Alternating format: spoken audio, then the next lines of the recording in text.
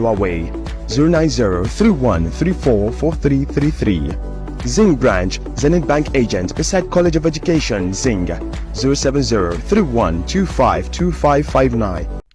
Are you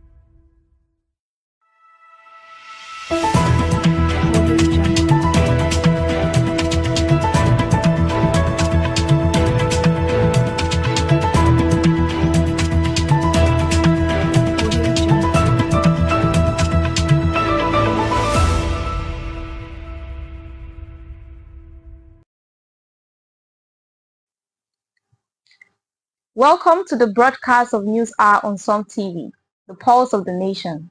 Now the headlines. FCCPC summon multi-choice over price hike, vows to protect customers. Taraba enhances humanitarian response through collaborative data capture initiative with Taraba Semen, IOM and Red Cross. United Methodist Church Nigeria urges Governor Kefas to mediate in church disputes.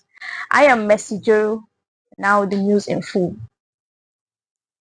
FCCPC summoned multi-choice over price hike, vows to protect consumers. The Federal Competition and Consumer Protection Commission has summoned MultiChoice Nigeria over its planned subscription price increase set to take effect on March 1, 2025. The Commission expressed concern over the recurrent price hike in Nigerians' pay TV industry, warning against possible anti-competitive practices and market exploitation. MultiChoice Chief Executive Officer has been invited for an investigative hearing on February 27, 2025 at the FCCPC headquarters. The Commission stated that it remains committed to ensuring business operates fairly and in line with Nigeria's consumer protection law. If MultiChoice fails to provide a satisfactory justification for its pricing strategy or it's found in violation of fair competition principles, the Commission will take necessary enforcement actions, including sanctions and corrective measures. In response to the price hike, MultiChoice Nigeria has offered a supportive package for DSTV and GoTV subscribers, including exemptions from the new rates for loyal customers and extra benefits through the setup offer until March 31st. Taraba enhances humanitarian response through collaborative data capture initiative with Taraba Semen, IOM and Red Cross. The Taraba state government through its State Emergency Management Agency SEMA is indeed making significant strides in enhancing humanitarian response for displaced populations. By strengthening its data capturing capabilities through a collaborative initiative with the International Organization of Migration, IOM, and the Red Cross, the state is prioritizing data-driven decision-making to address the complex needs of its displaced populations. The state's efforts are also reflected in its response to recent floods, where the displacement tracking matrix that DTM identified 66 locations impacted by floods in Taraba State. The DTM's findings highlight the importance of accurate data collections in informing humanitarian response efforts. United Methodist Church Nigeria urges Governor Kefas to mediate in church disputes. The leadership of the United Methodist Church in Nigeria has called on Governor Abu Kefas of Taraba State to ensure fairness in the resolution of the ongoing conflicts with the breakaway faction. The Global Methodist Church, speaking at a press conference in Jalingo on Tuesday, Bishop Andy Emmanuel, the resident bishop of UMC Nigeria and Mission District of Senegal and Cameroon, urged the government to take decisive actions in addressing the dispute over the church properties. The bishop expressed hope that peace will be restored when both state and the church authorities are respected by all members of the community, including the UMC and GMC. He also urged UMC leaders to avoid actions that would disrupt the peaceful coexistence that Taraba residents have long enjoyed. Reaffirming the UMC's commitment to non-violence, Bishop Emmanuel condemned what he described as misinformation and violent acts against the church. He criticized an executive order that led to the closure of UMC churches in the state, attributing it to continued misinformation about property claims. The clerk also alleged that GMC members have continued to worship in UMC churches and operate from their secretariats in Maisis under military protection. The bishop further raised concerns over the attack on UMC properties, including the destruction of the Bayan Cemetery in Taraba and burning of the UMC churches in Kiru village of Adamawa State. He accused GMC leaders and their associates of filing baseless complaints that have prevented UMC leaders from entering Nigeria, hindering ministry work. Despite the tension, Bishop Emmanuel urged UMC members to remain calm and law-abiding. He assured them that the church will continue to seek justice through legal and diplomatic means. Governor Kefas implements over 300 micro-projects across 168 wards of Taraba State. The Taraba State government under the Community for Social Development project has completed over 300 micro-projects across the 168 wards of the state. These projects are part of the Nigerian Community Action for Resilience and Economic Stimulus. The projects, which are 100% funded by the state government, include schools, hospitals, markets, and health centers across the state, and would receive reimbursement from the World Bank upon satisfactory completion, assessment and monitoring and evaluation. The projects are located across the 16 local governments of Taraba State and includes markets, drainage systems, health centers, hospital equipment, micro roads, boreholes, overhead waters, tanks, school renovation, school chairs, solar street lights, and solar power facilities, among many others. Edo State Governor condemns recent violence, vows to bring perpetrators to justice. Edo State Governor Senator Monday Okpeholo has strongly condemned the recent attack on the states that have claimed 24 lives. The governor vowed to bring the perpetrators to justice and ensure that the safety and security of all Edo State residents. The violence began on Thursday night in the Agagrian community of Belemoshtin in Ovie government area, where cocoa farmers clashed with alleged produce thieves. The clash reportedly claimed 22 lives, contrary to the initial report of 7 deaths by the Edo State Police Command.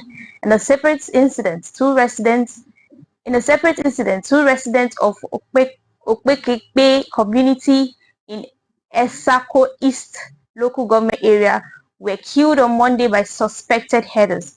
Governor Okpeholo has ordered the deployment of additional security personnel to the affected area and promised support for affected communities.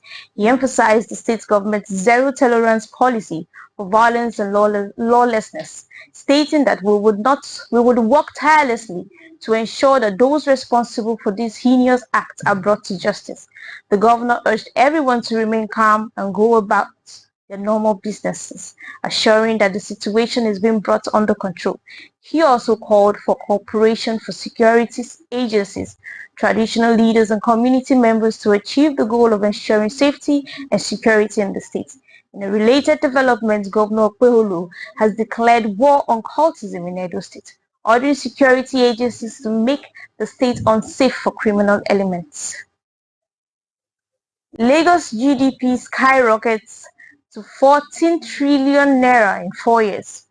Lagos State gross domestic product has surged from 27 trillion naira to 41 trillion naira within 4 years, indicating a significant boost to the state's economy. This remarkable growth was disclosed by the Commissioner for Commerce, Cooperative Trade and Investment, Mrs. Folashade Ambrose Mbedibem, at the Lagos Design Week 2025. The state government has also launched an initiative called Operation Quadrant Ignites, aimed to developing robust infrastructure in the Lekki Economic Zone. The goal is to transform the area to Africa's premier destination for manufacturing, trade and investment. As part of its strategy to propel Lagos into a new era of industrial growth, the state government is preparing to launch a comprehensive industrial policy. This policy would serve as a transformative guide for the state's economic development. A consultative and validation exercise was convened on February 10, 2025, bringing together industry leaders, policymakers, and experts to contribute their insights. The Lagos State government is committed to unlocking the immense potentials of the state as Africa's foremost industrial and economic powerhouse. With its growing GDP and initiatives like OQI, Lagos is poised to continue economic growth and development. Federal government signed fresh deal to secure foreign investment for Lagos-Calabar Highway. The federal government has taken a significant step towards completing the Lagos-Calabar Coastal Highway project by signing the engineering, procurement, construction and finance contract with MESA, High-Tech Construction Company Nigeria Limited. This contract allowed the contractors to collaborate with the Federal Ministry of Finance to secure foreign investment for the project, which is expected to stimulate economic growth. The agreement is part of the renewed hope and administration's roadmap to ensuring sustainable funding for legacy projects. Coordinating to the Minister of Work, Dave Umahi, the project was initiated by President Bola Tinubu years ago, has now come to fruition under the renewed hope administration. Umahi assured that the project will be completed before the end of President Tinubu's second term. African Mineral Summit, Adama's mineral wealth can enrich citizens, says Dr. Parker, the president of African Mineral Rating and Exchange. Dr. John Y. Parker has stated that Adamawa State's vast mineral resources have the potential to significantly enrich its citizens, independent of government support or salaries. Dr. Parker made the statement at the Northeastern 2025 African Mineral Summit and Exhibition held at the Lilewal Motel Conference Hall in Jimeta, Yola. The two-day summit aimed to empower the people of Northeast Nigeria by building capacity, fostering business-to-business alliances, and promoting advanced techniques in micro, small, and medium enterprise. According to Dr. Parker, Adamawa State is endowed with over 50 distinct mineral resources, including industrial minerals and gemstones. However, he lamented that these opportunities remain largely exploited due to a lack of knowledge and training, particularly among rural communities. The summit's chairman, Professor Bashir Aliu, echoed this sentiment, highlighting the Northeast's immense wealth in both agricultural and mineral resources.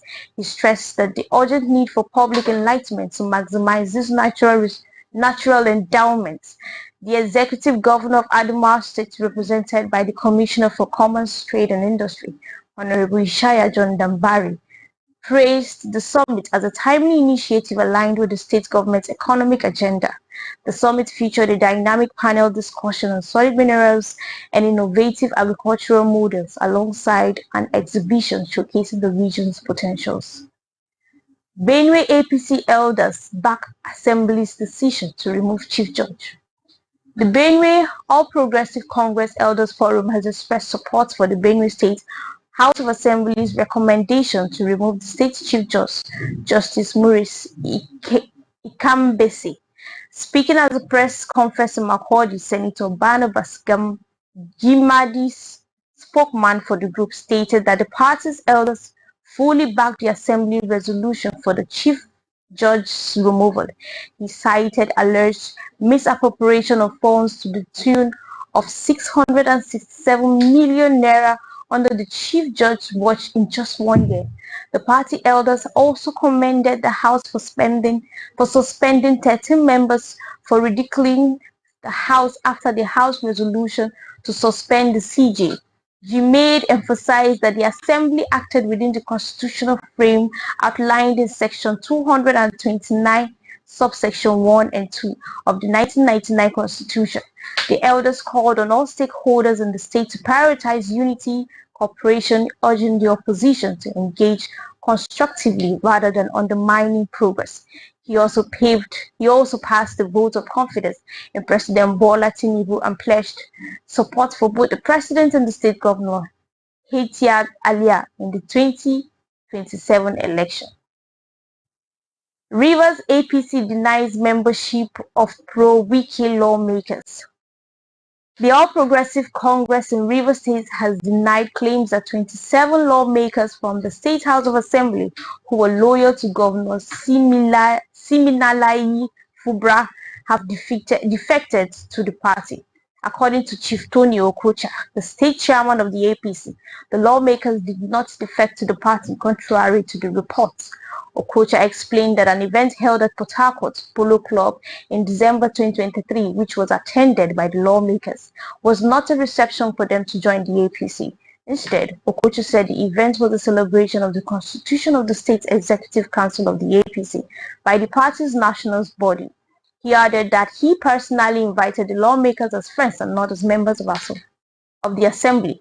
Okocha stated, "We want to tell Nigerians that the 27 lawmakers led by Martin Amechiwule never defected to the All Progressive Congress." He accused Governor Fubara of disobeying the rule of law and exhibiting dictatorial tendencies. The APC chairman also expressed disappointment with the governor's refusal to obey a court judgment, which authorized him to represent the 2024 budget before the Amechiwule-led House of Assembly. Okocha called for calm and expressed optimism that the Supreme Court would give a final judgment on the matter. Custom Controller stresses importance of collaboration in combating smuggling. The controller of the Uyo-Osun Custom Area Command, Joseph Adelaja, has emphasized the crucial role of collaboration in tackling smuggling at border stations. Adelaja spoke on Tuesday during a courtesy visit by a delegation from the Nigerian Custom Liaison Officer, Cotonou, Benin Republic, led by Chief Superintendent of Custom, O.M. Olarewaju. Adelaja highlighted the significance of intelligence sharing and synergy among agencies in effective enforcement. He assured the delegation of the command's full support in facilitating their duties and encouraged them to extend similar cooperation by enhancing intelligence sharing. The visit aimed to strengthen ties and foster a better working relationship between the Uyo-Osun Command of the Nigerian Custom Liaison Office. Olarewaju emphasized the importance of reinforcing collaboration between border stations to improve anti-smuggling measures and ensure trade facilitation. This development comes as the Nigerian Customs Service intensifies efforts to combat smuggling. The Controller General of Customs, Adewale Adeniyi, has called for stronger cooperation between security agencies to addressing the growing challenge of smuggling and its adverse effects on Nigeria's economy.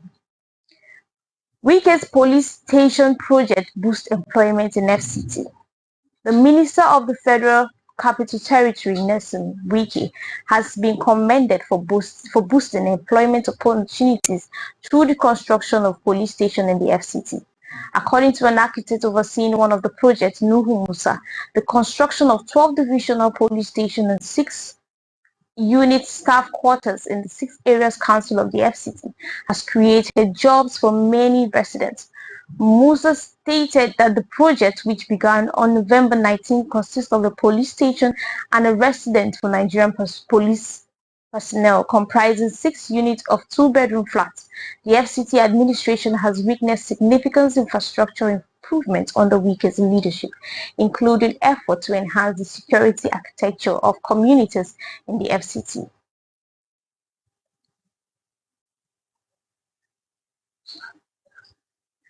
That is the end of the news hour. Before we go, here's a recap of the major headlines. FCCPC summons multi-choice over price hike, vows to protect consumers. Taraba enhances humanitarian response through collaborative data capture initiative with Taraba Semen, IOM and Red Cross. United Methodist Church Nigerian urges Governor Kefas to mediate in church disputes. That's all for now. Some TV is a 24-hour TV station. We are live every day. You can follow us on Facebook at Some TV and on YouTube at Some TV. I am Messi Joro. Goodbye.